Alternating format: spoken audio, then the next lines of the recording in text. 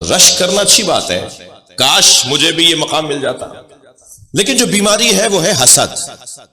دقت چاہوں گا آپ سے، حسد حاسد کو جلا رہی ہوتی ہے یہ بیماری، اور اسے پتہ بھی نہیں چلتا کہ میں آگ میں جل رہا ہوں، اور جب بہت کچھ اس کا بگڑ جائے گا تب شاید اسے اندازہ ہو، اور اس وقت پھر فائدہ نہیں ہوگا اس اندازے کا۔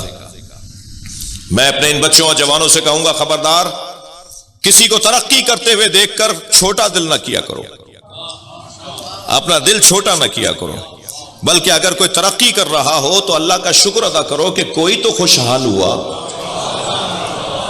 میں نہ صحیح مگر کوئی تو خوشحال ہوا۔ یہ کیا بات ہوئی کہ کسی کو ترقی کرتے ہوئے دیکھ کر دل چھوٹا کرنا اور کٹی کٹی اور جلی جلی باتیں کرنا۔ ایک صاحب ہمارے ساتھ، میرے ایک بزرگ تھے، انہوں نے بڑا اچھا جملہ کہا، میں وہ ہدیہ کر رہا ہوں۔ وہ فرمانے لگے کہ لوگوں کو دو چیزیں زیادہ نظر آتی ہیں، لوگوں کو دو چیزیں زیادہ نظر آتی ہیں، ایک اپنی عقل، ایک دوسرے کا پیسہ۔ ان سے زیادہ سمجھدار کوئی نہیں ہے، اور ان کے پاس پیسہ بہت ہے۔ بھئی آپ کا کیا مطلب کہ ان کے پاس پیسہ بہت ہے؟ ہمارے ساتھ بڑا مسئلہ ہے۔ ایک صاحب مجھ سے کہنے لگے، مولانا آپ فلاں کے یہاں گئے تھے؟ میں نے کہا جی گیا تھا۔ وہ تو رشوت لیتے ہیں۔ تو میں نے کہا تنخواہ بھی لیتے ہیں یا نہیں؟ کہہ لیں ہاں تنخواہ بھی لیتے ہیں۔ میں نے کہا میں نے تنخواہ کے پیسوں سے کھانا کھایا ہے۔ بھئی آپ کا کیا مطلب ہے کہ وہ رشوت لیتے ہیں؟ صلوات پڑھ لیں ذرا محمد و آل محمد۔ اللہ انہیں ہدایت دے، اللہ انہیں نیکی سے نوازے، اللہ ان کو ان برائیوں سے بچائے، مگر کوئی مثبت پہلو بھی تو ہوگا کسی میں۔ میں ان بچوں سے ایک اور نصیحت کروں گا، کسی سے نفرت نہیں کرو، کسی سنی سے نفرت نہیں کرو، کسی ہندو سے نفرت نہیں کرو، کسی عیسائی سے نفرت نہیں کرو۔ نفرت کرنے والا علی کے دروازے کا بندہ نہیں ہے۔ پیار بانٹنے والا، محبتیں بانٹو، اچھائیاں دیکھو، مثبت چیزیں دیکھو۔ بھائی بریلوی بھائیوں میں اچھائیاں بھی تو ہیں، دیوبندی بھائیوں میں اچھائیاں بھی تو ہیں۔ میں ان سے کہتا ہوں شیعوں میں کوئی اچھائی بھی تو ہوگی۔ تم اچھائیاں دیکھو، برائیاں نہیں دیکھو۔ ایک نبی نے اپنے حواریوں سے، یعنی اپنے امتیوں کے، کوئی امت میں سے کچھ لوگوں سے ایک کتے کی طرف اشارہ کر کے کہا، اس میں کوئی اچھی چیز نظر آ رہی ہے؟ اس کے اندر کیڑے اٹھ رہے تھے، وہ جو ہے وہ زخمی تھا، اس کی بہت بری حالت تھی۔ تو سب نے کہا نہیں جی کوئی چیز اچھی نظر نہیں آ رہی ہے۔ حضرت فرمایا تمہیں اس کے چمکتے ہوئے دانت نظر نہیں آ رہے؟ کوئی اچھی چیز تو ڈھونڈ لو کسی کے اندر۔ میں اس آیت کی تفسیر میں بات کر رہا ہوں، موضوع سے ہٹ کر نہیں بول رہا۔ حسد کرنے والے عزیزان گرامی اپنا نقصان کر رہے ہوتے ہیں، محسود کو وہ اس کا کچھ نہیں بگاڑ پائیں گے۔ مجھے بتائیے جنہوں نے اہل بیت کے ساتھ ظلم کیا، کیا ہوا اہل بیت کے ساتھ؟ اللہ نے اور عزت بڑھا دی، اللہ نے اور ان کا احترام بڑھا دیا۔ وہ جیسے جیسے ظلم کا شکار ہوتے چلے گئے، ایسے ایسے معاشرے پر حاکم بنتے چلے گئے۔ بتائیے جتنا پیسہ علی کا ذکر روکنے کے لیے خرچ ہوا تاریخ میں، اتنا کسی اور پر خرچ ہوتا تو وہ میوزیم میں بھی نہ ملتا۔ لیکن جتنا آج علی کا احترام ہے معاشرے میں، کسی کا ہے ہی نہیں احترام۔ اور اگر کوئی برابری کرنے کی بات بھی کر رہا ہوتا ہے تو اسی مسلک کا عالم اسے ٹوکتا ہے۔ ان کا احترام اپنی جگہ، مگر علی علی ہے، یعنی خود اسی کو اسی کے مسلک کا عالم کہتا ہے، علی کے برابر بات نہیں کرو۔ ان کا مقام بہت بلند ہے، مگر علی کا مقام علی کا مقام ہے۔ توجہ چاہوں گا، نبی نے ایک سفر میں کسی سے کھجوریں اس نے کھلائی نبی کو۔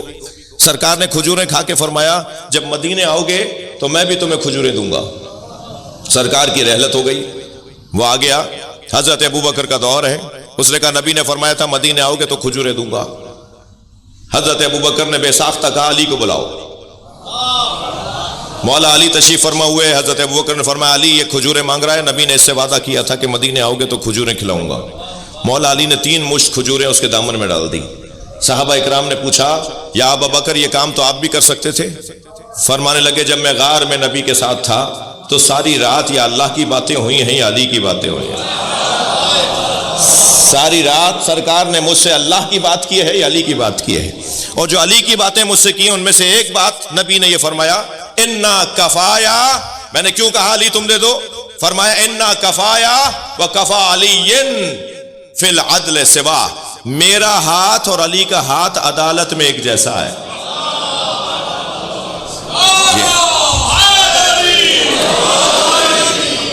عزیزو، حسد، خبردار بچوں سے عرض کر رہا ہوں، حسد کسی سے نہیں کرو۔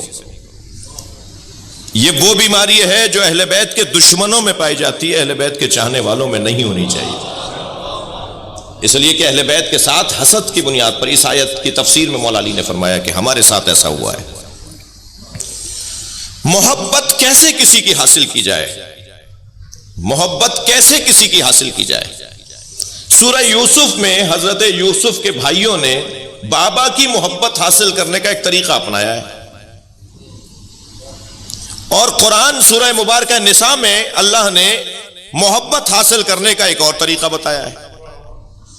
ہمارے معاشرے میں جو زیادہ تر چیز رائج ہے وہ حضرت یوسف کے بھائیوں والی رائج ہے، جبکہ ہونا چاہیے جو اللہ نے نسخہ بتایا ہے دونوں قرآن کی آیتیں۔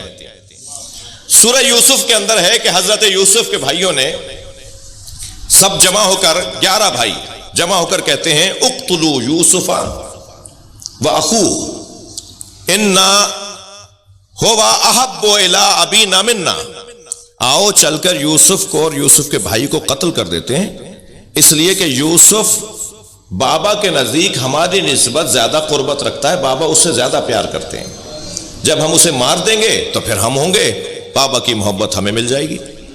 یہ ایک طریقہ ہے کہ اگر محبتیں لینی ہیں تو ان لوگوں کو رستے سے ہٹا دیا جائے جن سے محبت ہو رہی ہے، پھر وہ ہٹ جائیں گے تو پھر ہم آگے آ جائیں گے۔ یہ قرآن میں کچھ لوگوں نے سوچا تھا ایسا، اور ایسا کرنے کے لیے چلے گئے حضرت یوسف کو مارنے کے لیے، یعنی کسی کو ہٹا کر، کسی کی جگہ، کسی کو اس کی جگہ سے ہٹا کر خود بیٹھنے سے اگر کوئی یہ سمجھے کہ میں اسے ہٹا کر خود بیٹھوں گا تو مجھے وہ مقام مل جائے گا، اس کی قرآن نے مذمت کی ہے۔ تم کسی کو ہٹا کر اس کی جگہ نہیں بیٹھ سکتے، ہر شخص اپنی روٹی مقدر میں لے کر آیا ہے، ہر شخص اپنا مقام اللہ سے لکھوا کر لایا ہے، کوئی کسی کی روٹی نہیں کھاتا، کوئی کسی کی جگہ نہیں جاتا۔ یہ ایک طریقہ، قرآنی طریقہ قرآن میں بیان ہوا، قرآنی تو نہیں لیکن قرآن میں بیان ہوا ہے، اور ایک طریقہ اللہ نے بیان کیا ہے، اور وہ طریقہ کیا ہے؟ ان الذین آمنوا وعملوا الصالحات، تم ایمان اپنا پکا کرو اور کردار اپنا مضبوط بناؤ، سیجعل لہم الرحمن ودا، تو پھر لوگوں کی محبت ان کے دلوں میں، لوگوں کے دلوں میں تمہاری محبت اللہ ڈالے گا۔ تم اپنا ایمان مضبوط کرو اور تم اپنا کردار مضبوط کرو، سیجعل لہم الرحمن ودا، اللہ ان کے دلوں میں تمہاری محبت کو ڈالے گا۔ جب یہ آیت کسی نے مولا کے سامنے تلاوت کر کے پوچھا کہ یہ آیت کس کی شان میں ہے، مولا مسکرائے فرمایا ہم اہل بیت کی شان میں ہے، ہماری محبت لوگوں کے دلوں میں مضبوط کرنے والا اللہ ہے۔ اور الحمدللہ ہم اس منظر کو دیکھ رہے ہیں، ریبورن اہل بیت کے نام سے ایک سائٹ ہے، جا کر بچے اس کا وزٹ کریں۔ 600 سے زیادہ غیر مسلم جو مکتب اہل بیت میں آئے ہیں، انہوں نے مولا علی کی محبت کو محور بنایا ہے، علی کے کمالات کو محور بنایا ہے۔ پچھلے دنوں ایک جوان کہنے لگا جی میں کلمہ پڑھنا چاہتا ہوں علی ولی اللہ تک، میں نے کہا بھائی ہمیں بھرتی نہیں کرنی، میں اپنی بات کر رہا ہوں، وجہ بتاؤ کہ کیوں شیعہ ہو رہے ہو؟ تو میں نے کہا سچ بتاؤ، ہماری وجہ سے نہیں ہونا، ہمارا حال اچھا نہیں ہے، اہل بیت کے مکتب میں آ رہے ہو، ہماری وجہ سے نہیں آنا، ہمارا حال اچھا نہیں، کیوں آ رہے ہو؟ کہنے لگا نہیں جی میں آپ کی وجہ سے، یعنی آپ کی قوم کی وجہ سے نہیں آ رہا، بلکہ 2 باتوں کی وجہ سے آ رہا ہوں۔ جملہ بڑا اچھا تھا، وہ ویڈیو بھی اس کی سوشل میڈیا پہ وائرل ہوئی ہوئی ہے۔ وہ ایک مجلس میں کھڑا ہو گیا تھا، پڑھا لکھا جوان، ایم فل کر رہا تھا کسی شعبے، کسی موضوع میں، اور کہنے لگا جی میں آنا چاہتا ہوں، آپ کی طرح ہونا چاہتا ہوں۔ تو وہ تو میں نے کہا جی کیوں؟ تو کہنے لگا 2 باتوں کی وجہ سے میں آپ کے مکتب میں آ رہا ہوں، ایک عظمت علی، ایک صبر حسین۔